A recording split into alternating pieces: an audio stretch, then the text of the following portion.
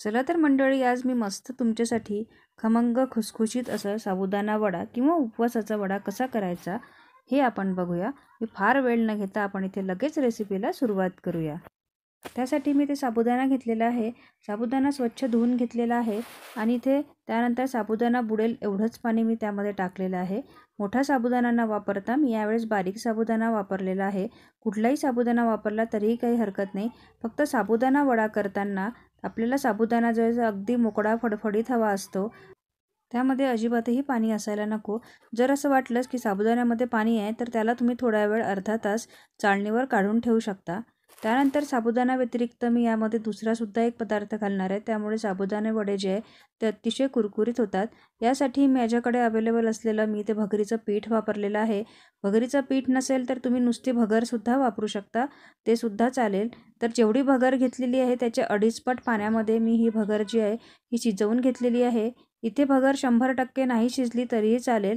माझी जी भगर आहे यामध्ये अजूनही पाणी चाललं असतं, पण मला ही थोडी मोकळी हवी होती, त्यामुळे मी ते थोडं पाणी कमी टाकलं, म्हणजेच 2.5 पटच पाणी टाकलेलं आहे। तर आता ही भगर जी आहे ही 80% शिजून झालेली आहे। यावर मी झाकण ठेवून याला एक वाफ काढून घेणार आहे। भगरीला छान अशी वाफ आलेली आहे।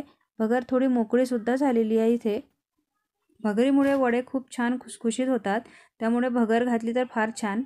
तर आता ही भगर छान शिजून झालेली आहे। थंड होण्यासाठी आपण इकडे साईडला ठेवून देऊया। तोपर्यंत आपण साबुदाण्यामध्ये बाकी जिन्नस टाकून घेऊया। तर इथे उकडलेली जी बटाटे होती ती मी हाताने इथे कुस्करून टाकते आहे। त्यानंतर चवीनुसार मीठ टाकून घेतलेलं आहे। मी इथे हिरवी मिरचीची पेस्ट वापरलेली आहे।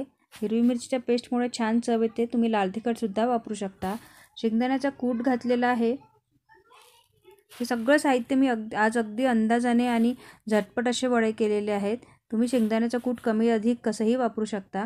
त्यानंतर आपण जी भगर इथे शिजवून घेतलेली होती ती भगर सुद्धा मी यात टाकून घेते आहे। तर हे सर्व साहित्य जे आहे हे आपण इथे छान असं हाताने मिक्स करून घेऊया। ॲक्च्युली हे मिक्स करताना माझ्या लक्षात आलं की हे भांडं जरा छोटं पडतं आहे, म्हणून मी हे लगेच सर्व साहित्य जे आहे हे एका ताटामध्ये काढून घेतलेलं आहे आणि छान असं हाताने कुस्करून आपल्याला हाताने मळून याला छान मिक्स करून घ्यायचं आहे, जेणेकरून आपले जे बटाटे आहेत ते सुद्धा छान इथे स्मॅश होतील आणि साबुदाणा जो आहे तो सुद्धा अगदी मस्त इथे चुरला जाईल। तर आता इथे आपला पूर्ण साबुदाण्याचा गोळा तयार आहे। तेलसुद्धा मी तापवायला ठेवलेलं आहे आणि आता ह्या हाताला थोडं मी इथे पाणी लावून वडे जे आहे ह्याचं छान बनवून घेणार आहे। हाताला सुद्धा आपला वडा जो आहे बनवताना तो अजिबात चिपकत नाही आहे, म्हणजे हे जे आपण बनवलेलं सारण जे आहे वड्याचं ते खूप छान असं झालेलं आहे। तर वडे जे आहे हे अगदी मध्यम जाडीचे मी इथे थापून घेतलेले आहे।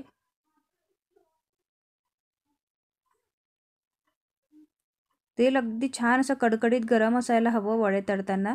तुम्ही जर थंड तेलामध्ये जर वडे टाकत असाल तर वडा हा कदाचित फुटण्याची शक्यता जास्त असते, त्यामुळे साबुदाणा वडा कधीही तळताना त्याला तेल जे आहे छान असं कडकडीत गरम होऊ द्यायचं आणि एकदम परतवायची घाई न करता थोडा वरचा फेस जो आहे तो शांत झाला की नंतर आपण वडे जे आहे हे परतवून घ्यायचे। मी या छोट्या चमच्यानीच वडे परतवायला थोडी कम्फर्टेबल असल्यामुळे मी मोठा चमचा नाही वापरलेला आहे इथे। तर वडे हे आता छान दुसऱ्या साईडने सुद्धा मी परतून घेतलेले आहे। यापूर्वी सुद्धा मी उपवासाचे शंकरपाळे कसे करायचे याचा व्हिडिओ चॅनलवर अपलोड केलेला आहे। अगदी 8 दिवस कुरकुरीत राहणारे असे हे शंकरपाळे आहे, त्याची सुद्धा तुम्ही रेसिपी इथे चॅनलवर जाऊन बघू शकता। बघा मस्त असे आपले इथे कुरकुरीत साबुदाणा वडे तयार झालेले आहे। बघूनच खूप छान वाटत आहे। तुम्ही साबुदाणा वडा कशाही सोबत खाऊ शकता। ॲक्च्युली मी कोथिंबीर खात नसल्यामुळे मी ते चटणीसुद्धा बनवून घेतलेली नाही आहे आणि इथे वड्यामध्ये सुद्धा मी कोथिंबीर टाकून घेतलेली नाही आहे, पण तुम्ही ते कोथिंबीरची चटणीसुद्धा खाऊ शकता आणि वड्यामध्ये सुद्धा कोथिंबीर टाकू शकता। बघा आपले वडे मस्त असे पोकळ झालेले आहे। वरची जो लेअर आहे ती खूप क्रंचीसुद्धा झालेली आहे। मस्त असे क्रंची, बाहेरून क्रंची आणि आतून मऊसूत असे आपले साबुदाणा वडे तयार आहे। तुम्हाला व्हिडिओ कसा वाटला हे कमेंट करून सांगायला विसरू नका आणि प्लीज एक लाईक करा आणि चॅनलला सबस्क्राईबसुद्धा करायला विसरू नका। भेटूया माझ्या पुढच्या व्हिडिओमध्ये।